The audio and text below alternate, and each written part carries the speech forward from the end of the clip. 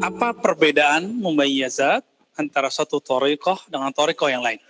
Sebagaimana mazhab dalam fikih, manhaj dalam akidah punya manhaj yang berbeda, tergantung imamnya lahir di mana, gaulnya kemana aja, ketemu guru siapa aja, ketemu lawan diskusi siapa aja. Sama dalam dunia thariqah juga begitu. Thariqah yang berkembang di Arab, maka akan banyak zikir hizibnya, rotib dan maksurat. Kenapa? Karena mereka paham yang dibaca. Seperti thariqah Syadziliyah, Ba'lawiyah, Bakriyah, Rifa'iyah, Idrisiyah, Sanusiyah, Barhamiyah, Suqiyah. Gimana? Hafal nggak tuh? Junaidiyah. Ya, ada lagi macam-macam, ya. Syekh Yasin Al-Fadani menyebutkan 66 ijazah thariqatnya.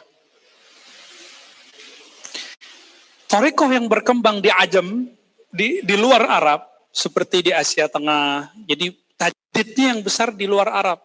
Karena mereka walaupun bisa bahasa Arab, tapi Arabnya Arab slang.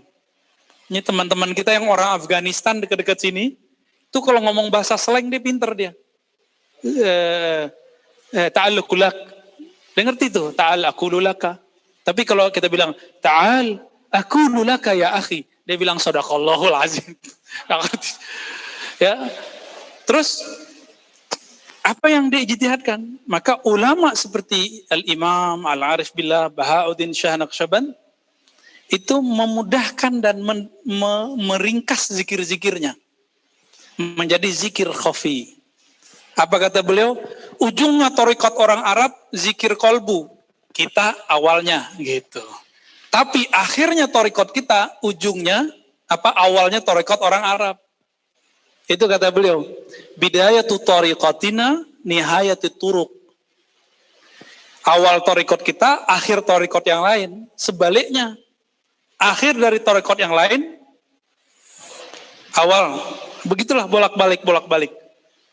Maka di Naqsyabandi dimulai dari zikir kolbu, baru zikir tahlil di ujung.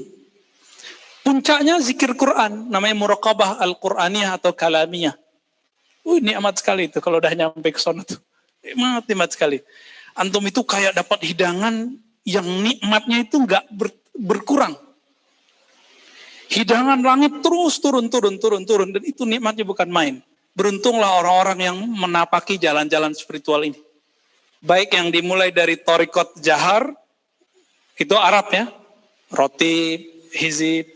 Nah, kita kan udah di akhir zaman. Di akhir zaman, antum ada yang jago Arab, ada yang nggak bisa Arab. Maka kita gabung di sini. Ba'da maghrib, kita pakai rotib, kayak orang Arab. Orang Yaman kan itu. Ya, Sidi Abdullah Al-Habib Abdullah Al-Haddad.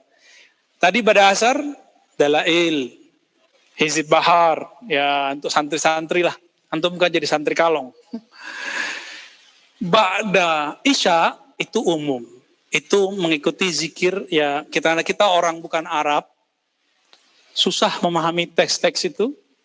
Nah, cukup zikir ambil satu lafaz, kita baca ya hayyu ya qayyum. Terus, dan itu nikmat sekali. Nikmat sekali kalau betul nyambung nih lidah dengan apa yang di dalam.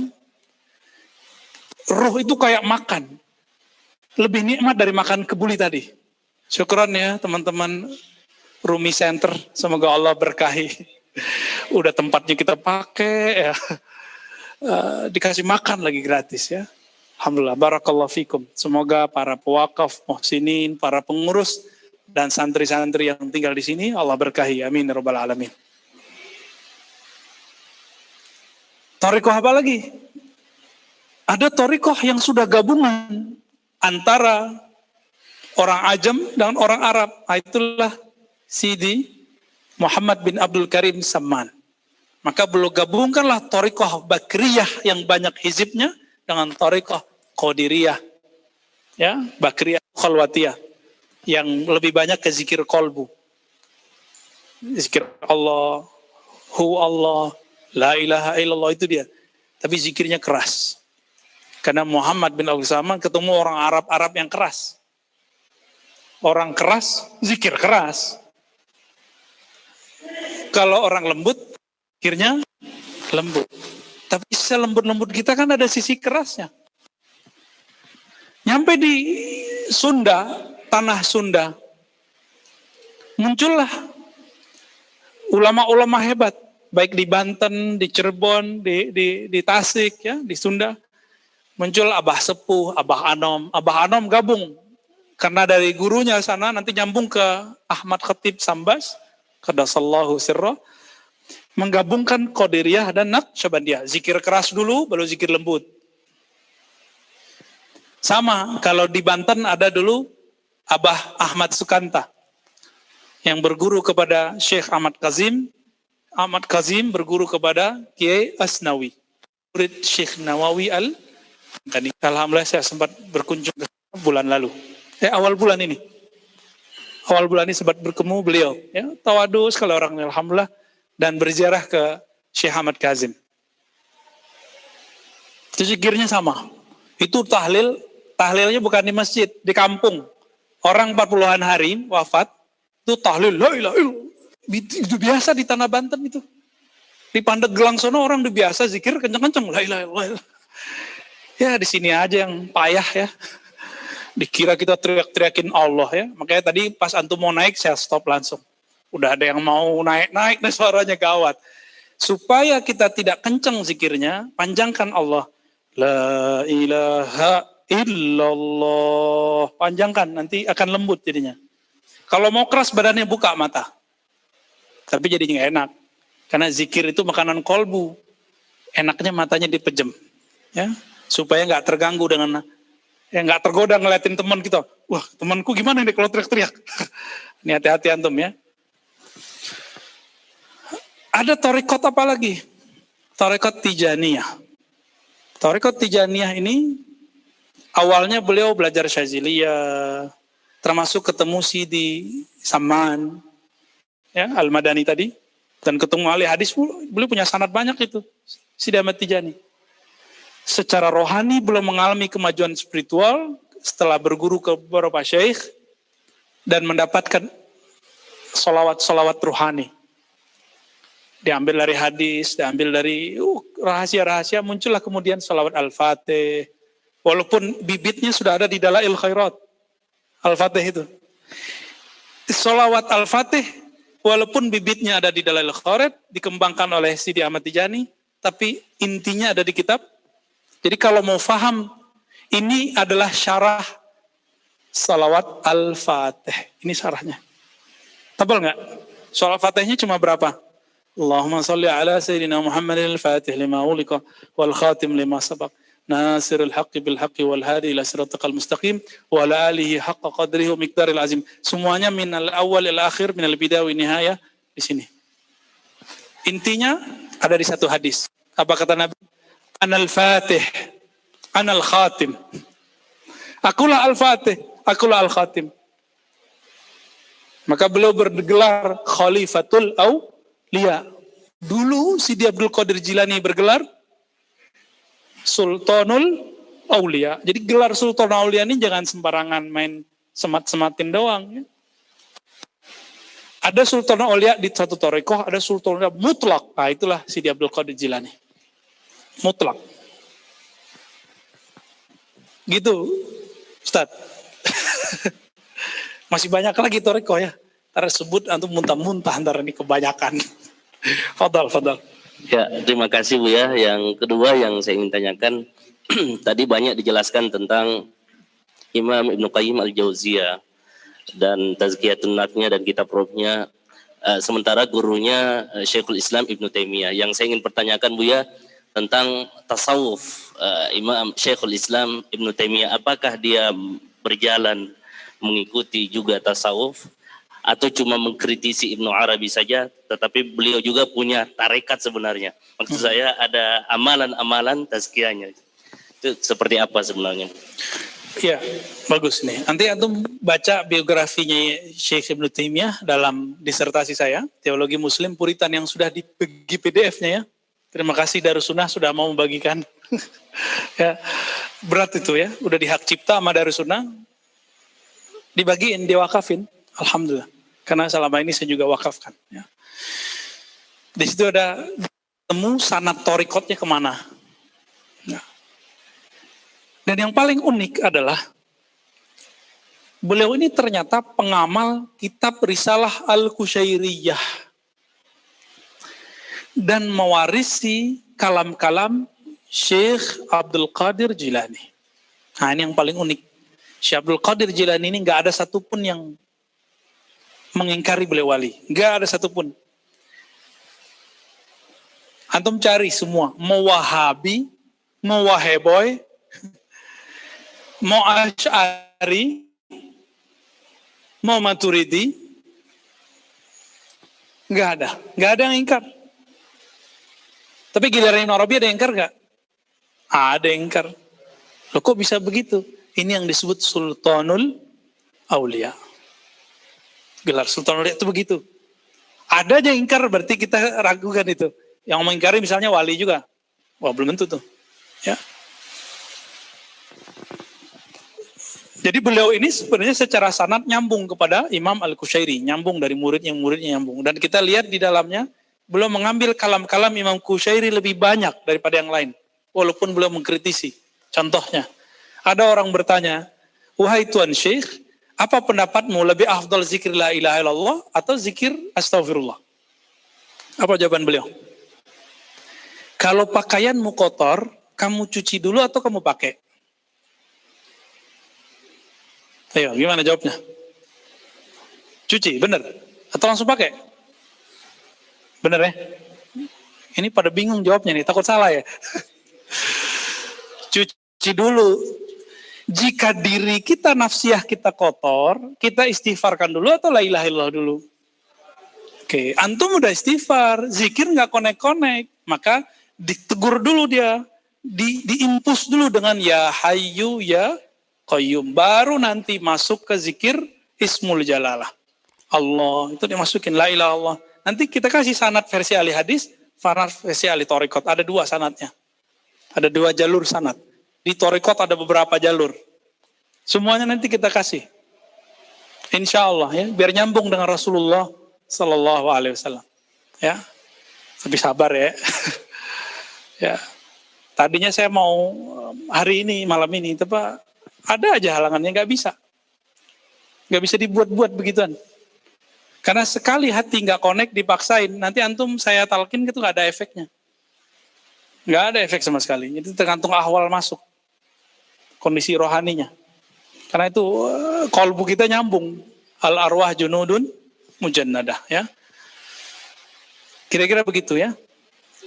Ada jalur pendek beliau ke Imam Syekh Abdul Qadir Jilani. Jalurnya semua murid Ibnu Qudamah. Semua murid Ibnu Qudamah masih hidup. Ada beberapa orang masih hidup di zaman beliau. Mereka mengambil dari Ibnu Qudamah. Ibnu Qudamah murid Syekh Abdul Qadir Jilani. Hanya 40 hari jadi murid, jadi wali. Jadi Ibnu Jauzi, Ibnu Qudamah, Al-Muwaffaq ya, Al-Muwaffaq Ibnu Qudamah itu datang dari Syam bareng sama temannya Ibnu Jauzi mengejar keberkahan ngaji kepada Syekh Abdul Qadir. Antum coba lihat. Berapa hari dia dapat ngaji? 40 hari doang.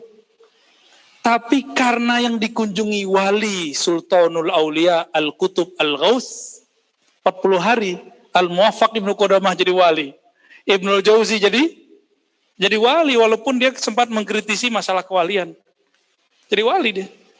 Cuma kewaliannya ya stratanya di dia. Dia kan menolak Nabi Khidir. Ya walinya sampai di situ aja. Ya. Jadi di antara muridnya Syekh Abdul Qadir 99% meyakini Nabi Khidir itu ada dan masih hidup. Kecuali Ibnul Jauzi itu. Itu bisa terjadi. Kalau bagi saya sederhana, itu mah makom dia. Dia nggak ketemu, dia bilang nggak ada. Sederhana tuh. Orang yang bilang yang ketemu, dia bilang ada. Sesederhana itu sebenarnya. Sama kalau orang bilang mimpi ketemu Nabi mustahil, dia nggak pernah mimpi. Apalagi ketemu, jaga. Gitu Ustaz, betul. terakhir mungkin Bu ya.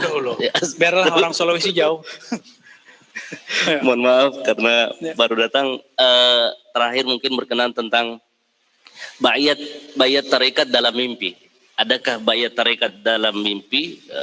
Pandangan sufi atau tasawuf seperti apa Bu? Iya, bayat thariqah itu harus fisik. Online aja saya nggak mau.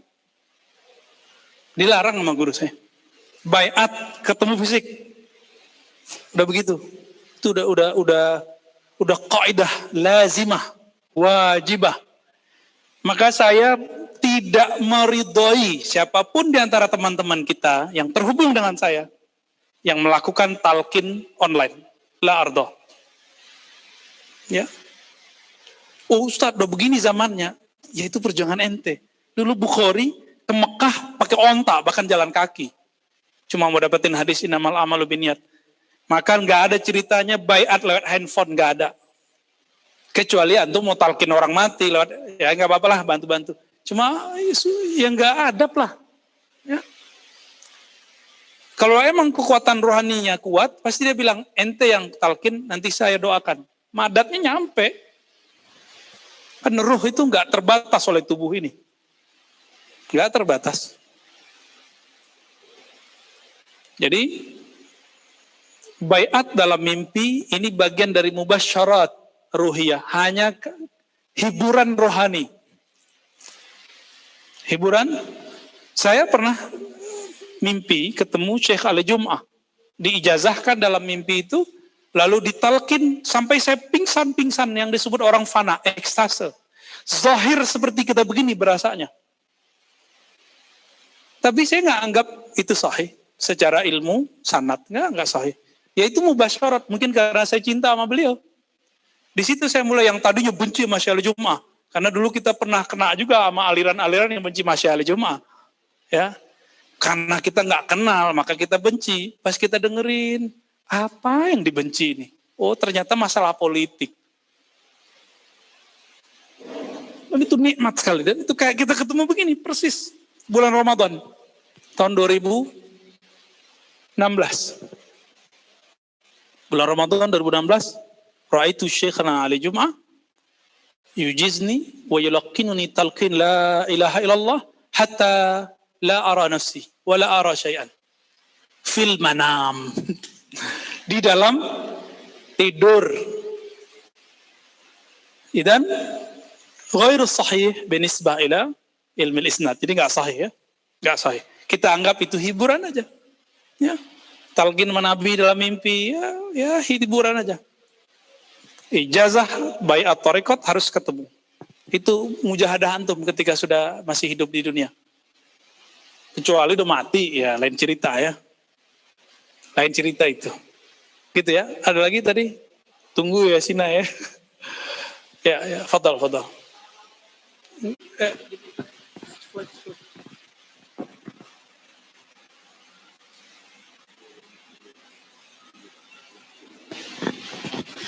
Assalamualaikum Bu ya. Saya mau menanya satu hal yang selama ini tersimpan di keyakinan saya karena pernah juga mengaji mendengar bab-bab seperti ini walaupun sedikit. Apakah memang tergolong fardu ain kah soal roh ini seperti fardu ainnya tentang bab wudu atau aqaidul iman yang teori? Gimana tentang ini Ustaz Bu ya? Iya. Terima kasih. Masih ingat hadis Sayyidina Jibril bertanya Islam, iman, ihsan, kiamat. Masih ingat? 4 ya? 4 ilmu yang antum wajib tahu semua. Secara ilmu fikih itu namanya hukum fikih ya, fardu ain. Misalnya cara tohara bersuci, ya itu dia. Kalau di fikih bersucinya fisik atau batin? Ya. Iman ini akal sama kolbu. Akal sama kolbu. Maka pembersihannya adalah ngaji. Jadi kita ngaji gini nih, pembersihan akliyah sama kolbiyah. Ngaji, diskusi itu bagian dari situ. Jadi mandi wajibnya akal adalah belajar kepada yang alim. Dia mandi itu. Ya. Kolbu di gerbang kearifan ihsan dimulai talqin zikir. Dikenalkan siapa itu kolbu, apa itu kolbu, lalu dia berkiblat kemana aja, itu sudah di gerbang ihsan. Maka dalam bab ihsan namanya ma'rifatur ruh. Bukan ma'rifatun nafs lagi, ma'rifatur ruh. Mengenal ruh. Intinya satu, anta abudallah ka'annaka tarah. Engkau ibadah lalu merasakan Allah berhadap-hadapan. Antum nanti akan meragukan sholat kalau nggak pernah merasa koneksi dengan Allah. Ini benar nggak nih sholat saya? Pasti begitu. Jadi kira-kira khusyuk itu saya nggak bilang wajib atau sunat. Darurat, hajat kita kepada khusyuk itu darurat atau tidak? Membantu gimana? Bagi saya darurat.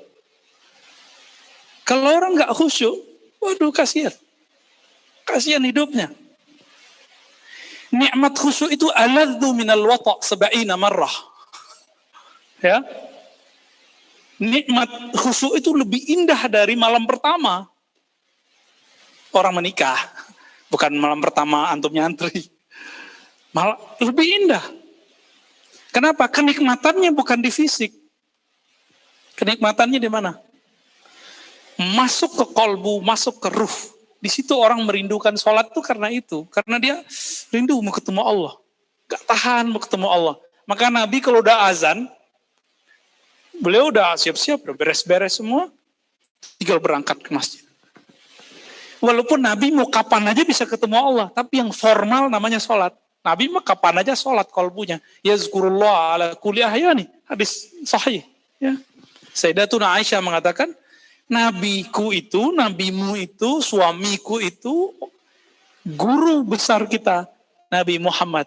Itu sholatnya setiap nafasnya. Yazkurullah ala kulli ahyani. Berzikir sholat, itu sholat hakiki namanya. Setiap nafas. Itu Nabi. Jadi, mengenal diri, mengenal hakikat diri, ini fardu ain di bab al-ihsan.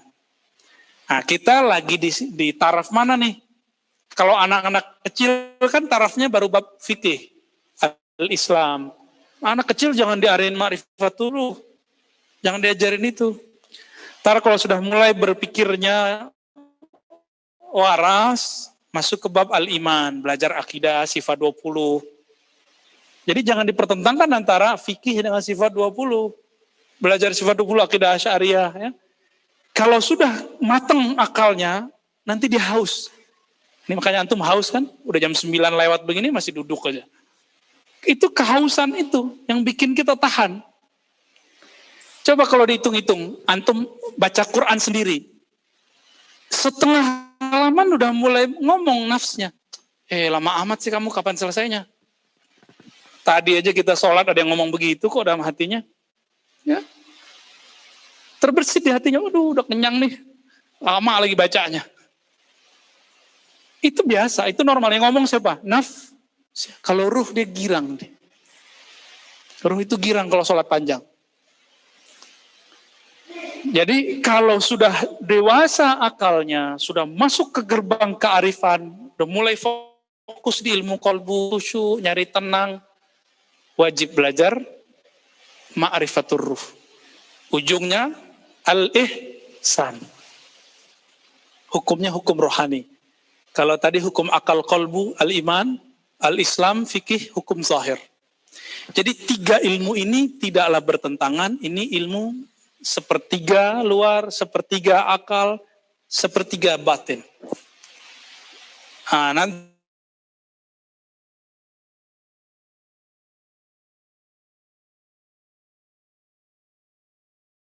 kalau sudah oke di bab kolbu, baru belajar akhir zaman.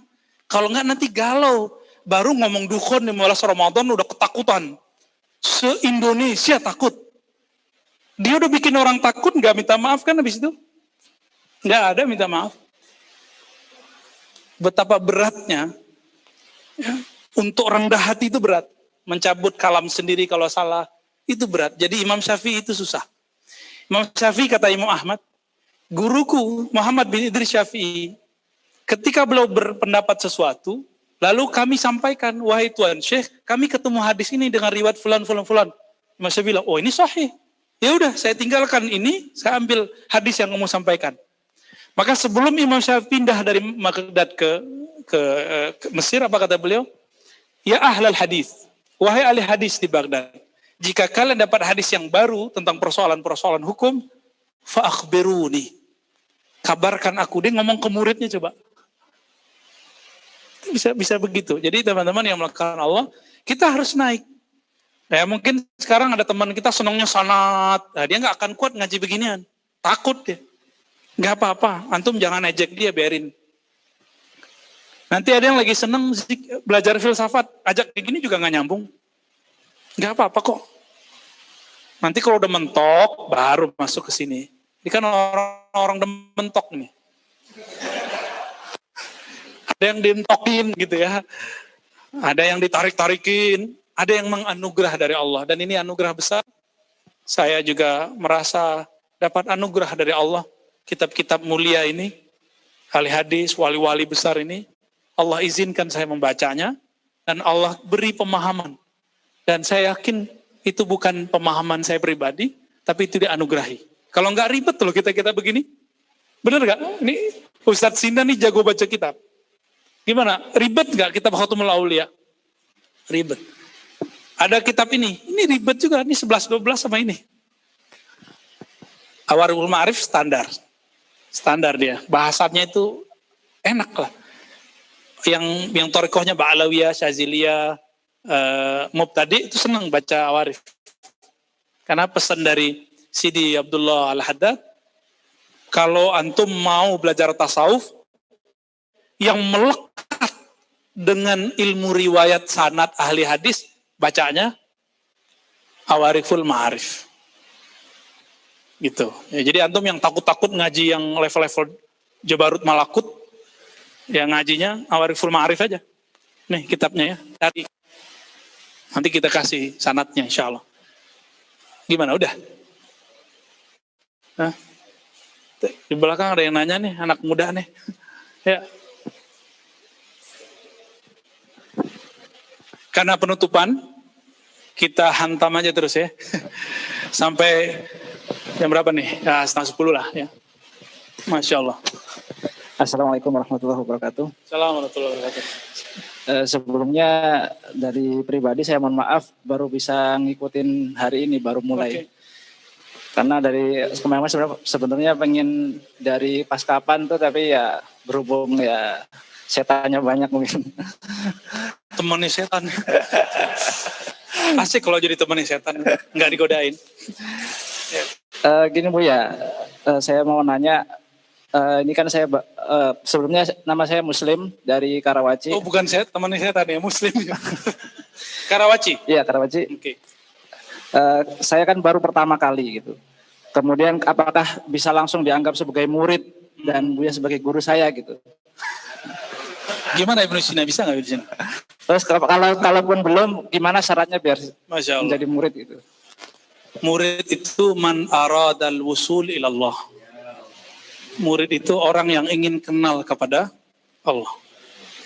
Maka antum dimanapun berada, kalau ingin mengenal Allah, fa anta murid. Tapi kalau mau cari sakti, mau cari debat, ya itu bukan saya ahlinya ya. Walaupun kalau mau jotos-jotosan, itu ada gurunya ntar. Yang jawara-jawara bisa itu satu tangan ya. Jadi kapan jadi murid? Kalau sudah berazam mau kenal Allah, maka antum murid. Kan tadi disebutkan bahwasanya misalkan nanti kita itu bakal mati kemudian nyari guru. Ternyata gurunya nggak kenal kita gitu. Iya, iya. Maka cari guru di dunia. Ya dari kita kan kadang kan banyak orang ini gitu. Taunya Buya, sedangkan Buya mungkin nggak tahu semua orang di sini gitu. Masya Allah. Ruh itu tahu sama antum. Walaupun nggak bisa kenal secara fisik. Tenang aja. Ruh itu bisa mengenal. Kalau dominan bab ruh saya ngomong, saya nggak pakai bentar, bahaya kan? Kan bahaya kalau, makanya saya ngaji pakai kitab supaya saya direm oleh ini. Kitab inilah yang jaga lisan saya supaya saya nggak ngomong kemana-mana ntar jadi Jabarut, Malakut, Kalut, Harut, Marut, Carut, Marut, jadi kacau kan ntar. Jadi saya untuk menjaga diri saya sendiri, saya ngaji pakai kitab. Ya, antum udah jadi murid. Ya. Yang tetap di sini, yang mulai zikiran, mau ngaji, mau duduk, insya Allah jadi murid. Ya, Fadal Hilman. Ya, bismillah, izin bertanya. Anda terpikir ayat Inna sam'a wal basara wal fu'ada kullu ulaika kana anhu mas'ula. Terkait fuad itu akan ditanya seperti apa, Bu ya? Itu ya. Dulu para sahabat mengeluhkan ayat ini. Termasuk yang 3 ayat terakhir di surat Al-Baqarah. Itu sama, satu ritmanya sama. Kullu ulaika kana mas'ula. Pandangan, pendengaran, fuad. Fuad itu kan mesinnya kolbu. Jadi kolbu itu kalau lagi memproduksi suatu kalam, satu pemikiran, dia pakai fuad namanya. Kalau nafs jiwa kita, itu pakai akal yang berkaitan dengan otak. Jadi akal itu banyak. Maka lahum kulubun, kulub. Di dalam kolbu ada kolbu, dalam akal ada akal. Coba tanya antum yang belajar filsafat. Ada akal mustafat, ya kan? Ada aklul awal, akal fa'al, akal banyak. Banyak sekali, sangat banyak akal itu. Berlapis-lapis. Di dalam ilmu kerohanian juga begitu. Kolbu itu berlapis-lapis. Semuanya ditanya, mas'ula. Maksudnya apa? Sahabat nanya, wahai Rasulullah, di hati kami ini berkecamuk kalam-kalam yang tidak baik dengan yang kebaikan. Kalau emang dihisap, kami semua berdosa, wahai Rasulullah. Itu 3 ayat terakhir di Al-Baqarah, surah Al-Isra tadi. Maka turunlah ayat terakhir, la yukallifullahu nafsan illa wus'aha. Itu asbabun nuzulnya. Allah tidak akan membebani nafs. Nah, ingat kata kuncinya apa? Nafs. Kecuali sesuai kemampuannya. Jadi yang dapat beban nafs, beban syariat. Nafs mati, tapi Nabi Musa masih sholat di kuburnya. Itu sholat apa? Bukan nafsnya yang sholat, ruhnya yang sholat. Nabi ngimam, di belakangnya 124.000 para nabi. Itu bukan nafs mereka, ruhnya. Itulah kesempurnaan semua nabi. 124.000 sempurna ketika mereka sholat di belakang Nabi Muhammad SAW. Ya. Kenapa? Mereka lagi mau cari. Ya. Di mana ada Nabi, itu tempat diberkahi. Apalagi bermakmum kepada Rasulullah SAW. Jadi antum kalau ketemu ulama, ustadz jangan minta foto. Minta sholat sama dia. Tunggu dia sholat bareng. Tunggu dia zikir bareng. Kalau enggak, cari dia ngaji. Pengajian. Yang penting sama aja sama dia. Untuk foto, ya boleh sih minta foto. Ada yang lagi seneng, lagi tergantung moodnya kan. Boleh, lagi moodnya kapan. Akan dilihat-lihat, ini kayaknya boleh nih foto-foto kita ya.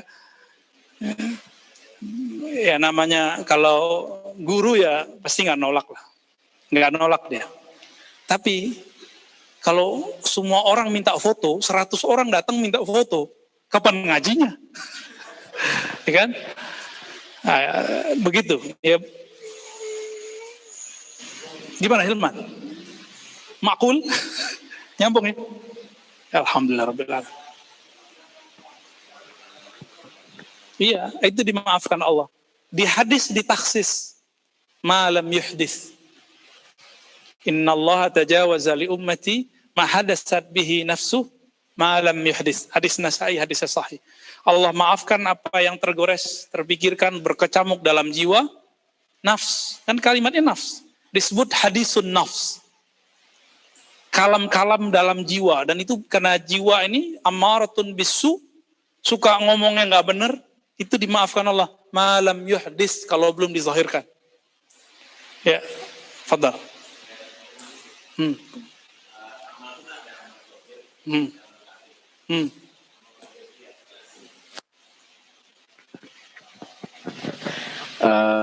Ini nyambung dari pertanyaan beliau.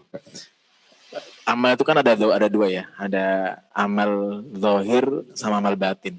Sebagaimana dosa juga dua, wadharu zahirul itsmi wa batinah. Yang saya pahami bahwa memang khawatir itu tidak dihitung hisab. Tetapi ketika itu menjadi keyakinan, itu yang hisab. Misalnya orang dia sholatnya itu secara zahir ya benar sholat. Tapi kalau aurasat kibron, berarti kan tanda hadatsat. Kalau mungkin bahasa sini itu namanya adalah hadisun nafas yang yang tertanam, yang secara baik sengaja tidak sengaja dalam diri dan tidak ada istighfar di sana. Itu mungkin saya konfirmasi sepaham saya Sidi, itu itu yang dihisab oleh Allah karena itu masuk dari dalam kategori batinul ism. Nah, Sidi. Taib. Nah, ini tambahan dari Sina. Ini Ibnu Sina yang bukan filosof ya. Ini Ibnu Sina yang sufi muhaddis. Taib. Ya, itu salah satu penafsiran yang kita temukan dalam beberapa kitab tafsir. Tapi hadis ini dan ayat itu dia berbicara bab yang bukan masuk ke bab kibir. Kibir itu dia taruhnya di mana? Kibir, sombong. Sombong itu di mana? Coba antum yang pernah sombong, kita kan pernah sombong semua nih. Berasanya di hati, di perasaan, atau di mana? Di ruh nggak mungkin. Ruh itu nggak ada buruknya. Ruh itu hembusan Allah, nggak ada jeleknya ruh itu. Kolbu itu dia bisa bernoda hitam. Ada nodanya yang dari luar, kita ngelihat nih sesuatu yang tidak dibenarkan Allah masuk dari luar ke dalam. Ada yang dari dalam, nah itu yang disebut Ustadz Ibnu Sina tadi. Saya dapat ilmu, baca sendiri, gak pakai guru, ya. Habis itu paham, pas paham mikir, ternyata baca begini bisa paham tanpa berguru tuh. Ngapain ngaji? Pas ada lewat, ada pengajian, itu orang-orang cemen. Baca aja di rumah gitu. Nah itu dihisap itu. Itu bukan hadisun nafs lagi. Itu sudah maradul qalb. Penyakit kolbu. Jadi dia ada bukan di nafs. Tembusnya sudah sampai ke noda kolbu. Jadi yang dihisap itu kalau sudah menodai kolbu. Kalau masih hadasat fi anfusihi, fi nafsi, kalau masih berkecamuk dalam bab perasaan, itu belum. Tapi kalau udah berbekas dalam kolbu, udah, dia dihisap. Gini, masih ingat tadi di awal Allah mandang kita, yang dipandang apa? Kolbu baju. Jadi orang yang pakai sorban, pakai kopiah, begini enggak dipandang Allah. Yang dipandang apa? Kolbunya. Maka tidak ada namanya pakaian tawaduk, itu enggak ada. Enggak ada namanya pakaian sufi, enggak ada. Pakaian sufi itu kebetulan aja syekhnya dapat ijazah serban, maka dia pakai serban. Ada syekhnya dapat ijazah jubah, maka dia pakai jubah. Gitu. Kalau di tempat kita kan enggak, orang mursyid-mursyidnya pakai kopiah hitam, ada yang pakai serban, ada yang enggak. Ya itu masalah selera dia aja. Dan makom bukan berdasarkan serban ente tebal atau tipis. Bisa aja yang tipis-tipis kayak Ibnu Sina ini lebih tinggi kan. Yang paling lucu apa? Mursyid Thariqah Syadziliyah Fara' Alawiyah sekarang, yang cucu Pak Anak jatuhnya, itu nggak pakai kopiah kalau lagi ada khususnya. Lagi halaqah zikir, dicopot ya kopiahnya. Gimana tuh? Ya, kalau di kita kan beda ya. Di kita orang berserban itu penasyid. Maka ini harus diambil alih oleh sufi-sufi ini, ahli hadis. Ya pakai kopiah, pakai serban itu seharusnya itu menjadi tradisi kita, bukan tradisi para seniman. Ya. udeng-udeng itu kita ambil lagi balik tar ya, nanti ada saatnya saya pakai serban, sekarang belum, masih lama lah ya. Ntar baiat dulu kita sama Imam Mahdi kalau kita ketemu dan umur panjang ya, amin ya robbal alamin. Sekarang begini-gini aja dulu pakai kopiah apa torikoh apa nih nasionaliyah watoniyah ya. Kira-kira itu teman-teman dimakan Allah. Insya Allah ini sebelum Ramadan kajian kita penutup seperti dulu kita penutupan di sini juga ya sebelum akhir tahun. Terima kasih untuk teman-teman para salikin, muhibbin di Rumi. Semoga Allah berkahi usahanya, rezekinya. Terima kasih juga kepada teman-teman yang sibuk dari tadi ya, bolak-balik. Dan saya mendoakan kita semua, semoga Allah jadikan hamba-hamba yang mengenalnya. Allahumma ja'alna min ahibbaik. Ya Allah jadikan kami kekasih Engkau. Allahumma ja'alna min awliyaik.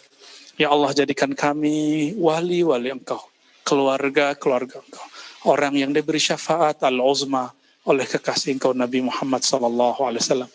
Allahumma salli wa sallim ala Sayyidina Muhammad. Ya Allah sampaikan salam rindu kami, salam cinta kami, salam maaf kami kepada Nabi Muhammad SAW. Allahumma ighfir lana wa li walidina wa li masyaikhina. Ya Allah ampunkan dosa kami, dosa orang tua kami, dosa guru-guru kami, tutup aib kami, tutup aib mereka di hadapan-Mu ya Allah. Allah mastur auratina bisitrikal jamil. Ya Allah dengan keindahan dan cinta-Mu, maka tutup dan habiskanlah semua kesalahan kami. Allahumma bi jamalika fa'ajmilna. Allahumma bi hubbika fa'ahbibna. Allahumma baddil absarana bi basarik. Allahumma abdil sam'ana asma'ana bi sam'ik. Ya Allah jadikan kami orang yang beramal dengan amal-amal sunnah, yang kami istiqamah lakukan, lalu Engkau ganti basar kami dengan basar Engkau, sama kami dengan sama Engkau. Rabbana atina fid dunya hasanah wa fil akhirati hasanah wa qina adzabannar. Barik lana fi hadha syahr Sya'ban wa ballighna Ramadan walhamdulillahirabbil alamin. Assalamualaikum warahmatullahi wabarakatuh.